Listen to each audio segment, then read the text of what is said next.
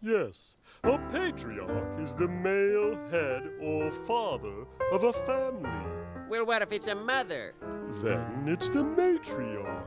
Well, what do you know? So patriarchal history is the story of God working through a series of fathers to save the world. Let's take a look. It's about 2000 BC, or 2,000 years before Jesus was born, and we're in the city of Ur, possibly the biggest city in the world at that time, which was in what is now southern Iraq. Have you heard of Iraq?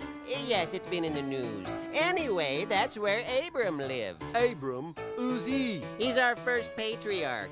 There he was, minding his own business when God launched his rescue plan by tapping Abram on the shoulder. Abram heard a voice say, "Leave your father's house and go to the land I will show you." Abram figured this voice was God and thought he better listen to him. So he and his wife Sarah left Ur and wandered off following God's voice. And so God's plan began. That's how it starts. Two people wandering away from town. Yep, an act of faith. That's always how God's plans start. Someone hears God's voice, they believe, and they follow. And God uses them to do amazing things. God had found a man who would listen to him, so he made Abram 3 promises. First, he said, "You will be the father of a great nation." Second, he said, "Through you, all the families of the earth will be blessed." Something very good would happen to the whole world because of Abram. Finally, God told Abram he would give his children their own land, the land of Canaan. They called it the Promised Land. To celebrate these big promises, God gave Abram a new name, Abraham, which means father of many. The new name was kind of ironic since Abraham and Sarah didn't have any kids at all. Abraham was 75 when God called him out of Ur, and he and Sarah had never been able to have kids. So why would God pick someone to have kids who couldn't have kids? Yeah, that doesn't make much sense. Because God can do anything. And if someone who can't have kids has kids because God says he was going to have kids, all you can say is, "Hallelujah, look what God can do." That's right. Sure enough, when Abraham was 100 years old, he and Sarah had a son named Isaac. And they couldn't say, "Look what we did," because they knew it wasn't them. It was God. So they said, "Hallelujah, look what God can do." Where's that music coming from? Brother Louie, is that you? Hallelujah, look what God can do. Hallelujah, his promises come true.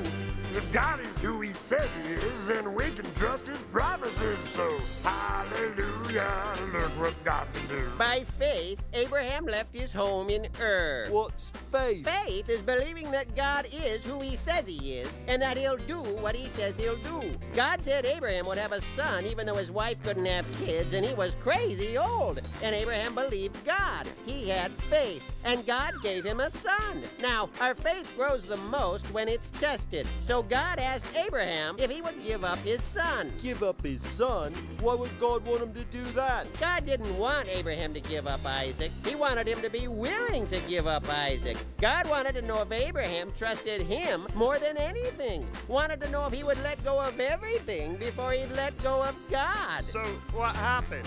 Did Isaac have to die? I don't like this story. Hold on. At the last minute, as Abraham was ready to sacrifice Isaac to give him up to God, God sent an angel to stop him. And then he provided a ram for the sacrifice to take Isaac's place. Now God knew that Abraham trusted him completely. And Abraham and Isaac's faith grew because they knew God would keep his promises always. And they cried out, Hallelujah, look what God can do. Hallelujah, his promises come true. The evidence empirical says God can work a miracle. So, hallelujah, look what God can do. Now Isaac lived by faith, just as his father had before him. He got married and had a son named Jacob. Jacob trusted God too, and God gave him a whole mess of sons. His favorite was Joseph. Oh, I know about Joseph. He's the one with a fancy coat. Right. His brothers didn't like it, though. They thought it was too flashy. Well, actually, his brothers were jealous that their father loved Joseph the most. So they decided to get rid of Joseph once and for all by selling him. What? They sold their brother? Who heard of such a thing? Actually, I tried to sell you once when you were little. What? It was just to the neighbors. I got your back. You sold me? You were begging me. Let's not tell Mum about it, all right? You sold me? Ahem. Anywho, Joseph ended up in jail in Egypt, even though he hadn't done anything wrong. But God remembered his promises to Abraham, and he used Joseph to save Egypt from a famine.